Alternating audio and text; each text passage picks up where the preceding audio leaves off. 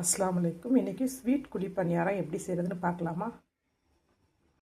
First ஒரு பாத்திரத்தில் 300 gram பச்சரிசி, 100 கிராம் புழுங்கல் அரிசி, 50 கிராம் உளுத்தம்பருப்பு,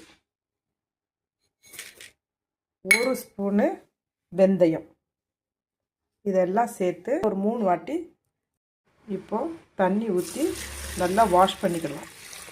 இதே மாதிரி 3 தண்ணி ஊற்றி நல்லா அரிசியை நல்லா வாஷ் பண்ணி எடுத்துக்கணும்.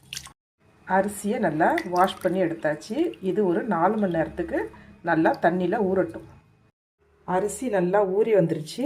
இப்போ இதை ஒரு மிக்ஸி ஜாரில் போட்டு நல்லா அரைச்சி எடுத்துக்குவோம். மாவு அரைச்சாச்சு. இது நல்லா பொங்கி வரணும். ஒரு 6 மணி நேரத்துக்கு அப்படியே ஒரு மூடி போட்டு மூடி வச்சுக்கிடுவோம். இப்போ 6 மணி நேரம் ஆகிட்டு இப்போ ஓப்பன் பண்ணி பார்க்கலாம். மாவு லைட்டாக பொங்கி வந்திருக்கு.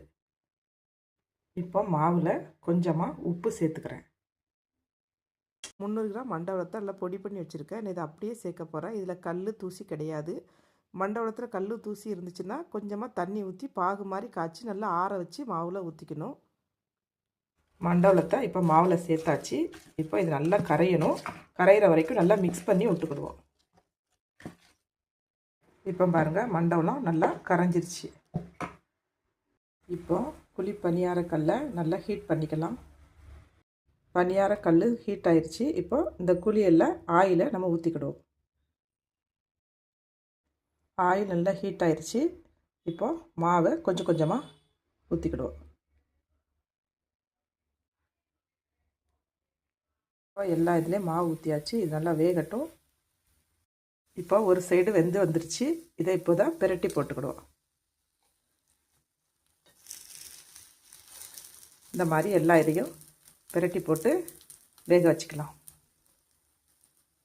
இப்போ எல்லாம் பிரட்டி போட்டாச்சு. இது இப்போ நல்லா வேகட்டும்.